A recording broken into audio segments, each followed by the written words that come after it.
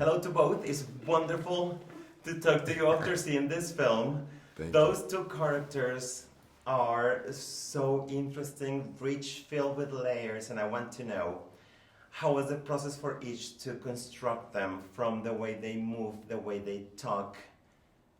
I have a theory that you had a dentist numbing your face in order to make that accent and that expression. How was it for both of you? Well, no, I just had makeup here for the burns, and I've just learned lately in my 50s as an actor, I'm just starting to get the hang of a new way of working, which is to take it more slowly and often to be suspicious of my initial impulses and not just go with them, but to allow the process to seep in. And luckily, I had a month and a half to work on this character, and was able to get down to set 2 weeks early and really take it slowly and allow the character to come up from within me rather than just to plaster stuff on. And I think that the story that Rob and I and the other actors get to tell demanded some real meticulous, truthful work.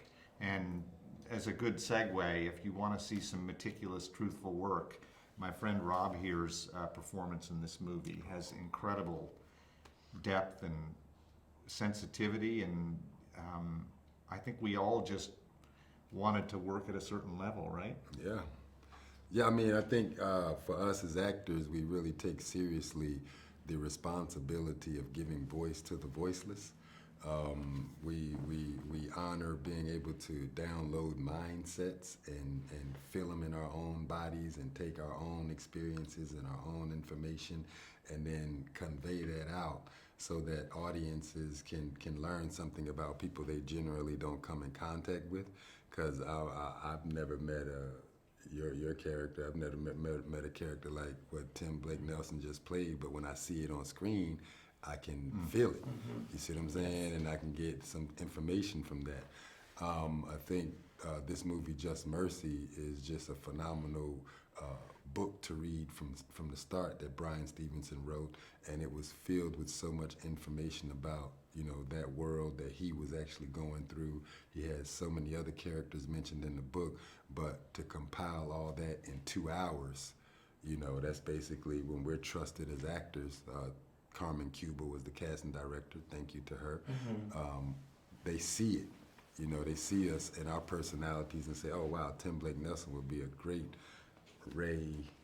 Ralph Myers. Tim Blake Nelson would be a great Ralph Myers. Rob Morgan would be a great Herbert Richardson. So they kind of see it in the casting, and then they allow us to do our jobs. And then Destin Creighton created such a beautiful, safe set that we all wanted to just come and just be as vulnerable and open as possible.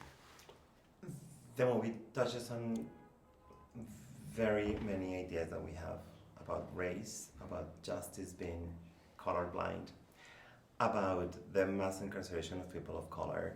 And I want to know, after this experience, what do you think about justice, and should we be hopeful? I do think we should be hopeful because of a man like Brian Stevenson, a man who really, when he got out of Harvard Law School, could have done nearly anything he wanted with his life in terms of going to work for a firm, maybe even going into politics. But no, what does he do? He goes down into the heart of the Old South and just starts defending the disenfranchised in our court system, the underrepresented, against a very recalcitrant system. And he created an institution down there that is literally saving lives. And if that doesn't give you hope, I don't know what can. Well, thank you both so very much for this. Oh, thank you.